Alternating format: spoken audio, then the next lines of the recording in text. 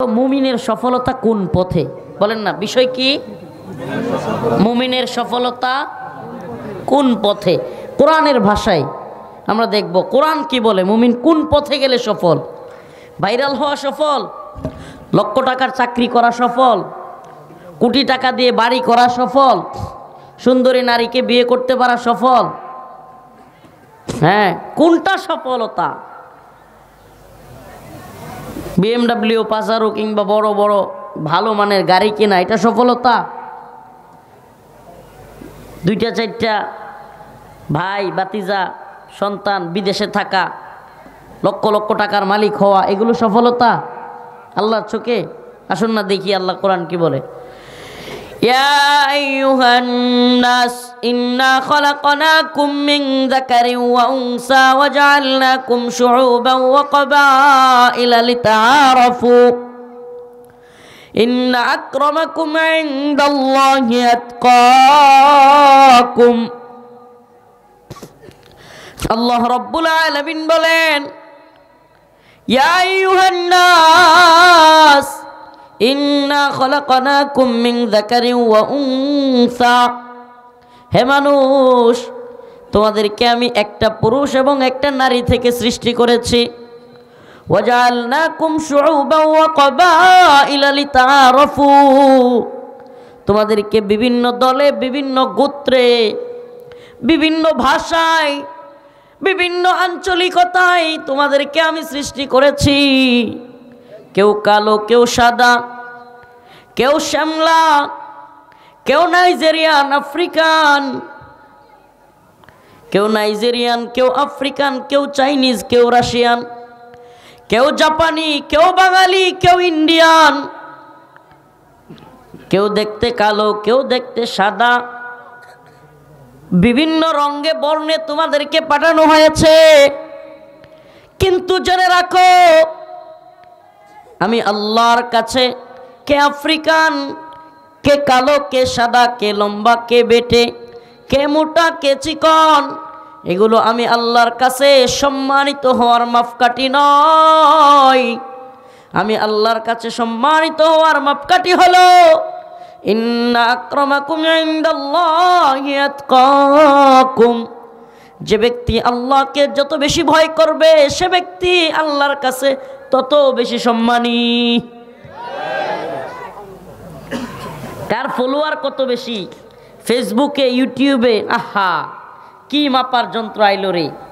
এখন মানুষ আরেকজনকে মাপে যে ওই লোকটা কেমন সফল কিংবা ওই লোকের অবস্থান কি, এটা মাপে তার ফেসবুকে ফলোয়ার কতজন, ইনস্টাগ্রাম কিংবা সোশ্যাল মিডিয়ায় তার ফলোয়ার কতজন, এটা দিয়ে এখন মানুষরা বিবেচনা করে। নাউজুবিল্লাহ, এটা কি বিবেচনার বস্তু হইল? এদেশে অনেক নর্তকীদের পৃথিবীতে অনেক ফলোয়ার আছে, তাইলে এটা কি তার সফলতার দিক? নাম বলতে চাচ্ছি না, কত নর্তকী, আমি নর্তকী বলছি কিন্তু অনেকের ভাষায় এরা স্টার। এদের দেহ ব্যবসা করতেছে, এরা বিভিন্ন নোংরা কাজে যুব সমাজকে নিয়ে যাচ্ছে, অথচ এদের ফলোয়ারের অভাব নাই। আছে না নাই?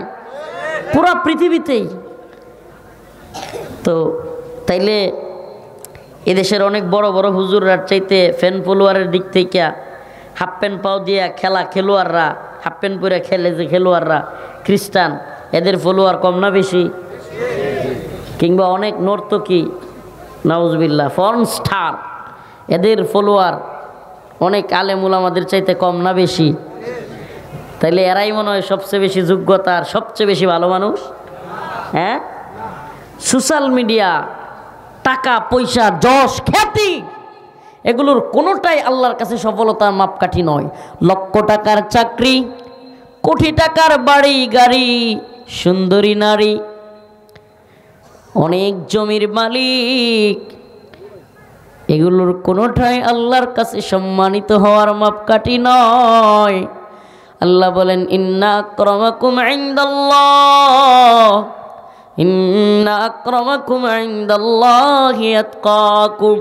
হে মানুষ, তোমার ফ্যান ফলোয়ার না থাকতে পারে, তোমার টাকা পয়সা বাড়ি গাড়ি না থাকতে পারে, কিন্তু আল্লাহর সাথে তাআল্লুক মা আল্লাহ যদি থাকে, ওই বড় হুজুর, বড় সেলিব্রিটি, বড় বক্তা, বড় মুফতি, বড় শাইখুল হাদিস, বড় খেলোয়াড়, বড় দলের নেতা, বড় নেত্রী, তার চাইতে তুমি যদি রিক্সাওয়ালাও হও, দিন মজুর হও, দিন আনো দিন খাও, তোমার কোনো ব্যাংক ব্যালেন্স নাই, কিন্তু তুমি আল্লাহর হুকুম পালন করো, নামাজ পড়ো, হালাল হারাম মেনে চলো, বউটাকে পর্দায় রাখো, আল্লাহর কাছে ওই বড় দলের নেতা, বড় মুফতি, বড় সেলিব্রিটি, বড় বক্তার চাইতে তোমার মর্যাদা আল্লাহর কাছে অনেক বেশি।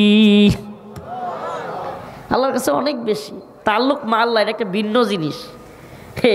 অনেক বড় বক্তা, ভাইরাল বক্তা দেখে আল্লাহর সাথে সম্পর্ক কি, এটা আল্লাহ জানে। সুবহানাল্লাহ। এটা কে জানে? আল্লাহ জানে। আল্লাহকে কে কতটুকু ভয় করে এটা প্রকাশ্যে বোঝা যায় না, গোপনে গুনাহ করার ইচ্ছা হয় সময় বোঝা যায় হ্যাঁ কতটা তাকওয়াবান, কার তাকওয়ার দৌড় কতটুকু, আল্লাহর ভয় কার অন্তরে কতটুকু আছে, এটা প্রকাশ্যে নামাজি দেখায়া বোঝানোর বিষয় না, প্রকাশ্যে রোজা রাখা বোঝানোর বিষয় না। তবে হ্যাঁ এটাও সত্য, তাকওয়ার দাবি যারা করবে এরা নামাজি, এটা বুঝে না। নামাজ যারা পড়ে না ও তাকওয়ার কথা বললে লাভ নেই। আমি মনে হয় বুঝাইতে পারিনি। ওই চায়ের স্টলে গেলে তাবলিগের ভাইয়েরা যখন দাওয়াত দিতে যায়, আসসালামু আলাইকুম, কেমন আছেন, আমরা একদিন ছিলাম না, একদিন থাকবো না, আসেন না মসজিদে নামাজ চলতেছে, আপনাদের মসজিদে গাছতে হচ্ছে, আসেন না মসজিদে নামাজটা পড়েন। মোল্লা, তুমি নামাজ পড়লে কি হয়েছে, তোমার চাইতে আমার তাকওয়া বেশি। তা কত আর কয় না, তোর চাইতে আমার ইমানের শক্তি বেশি, যাবে না নামাজ পড়া। আছে না নাই এমন? তোমার ইমানের দৌড় কতটা যে তোমারে চায়ের স্টল থেকে মসজিদে নিতে পারে না, তোমার এই ইমান তোমার জাহান্নাম থেকে জান্নাতে নিব? হ্যাঁ, তোমার যে ইমান চায়ের স্টল থেকে মসজিদ পর্যন্ত নিতে পারে না, আল্লাহ মাফ করুক, সেই ইমান তোমার জাহান্নাম থেকে জান্নাতে নিবে? হ্যাঁ, তাইলে ওই তাকওয়ার সবক মানুষকে দিয়ে লাভ নাই। প্রিয় ভাইরা আমার, ছোট্ট কথা, কথা একদম সংক্ষিপ্ত, আল্লাহ পাক অনেক জায়গায় বলছেন এই কথাটা কোরআনের। ইত্তাকুল্লাহ, আল্লাহকে ভয় করো।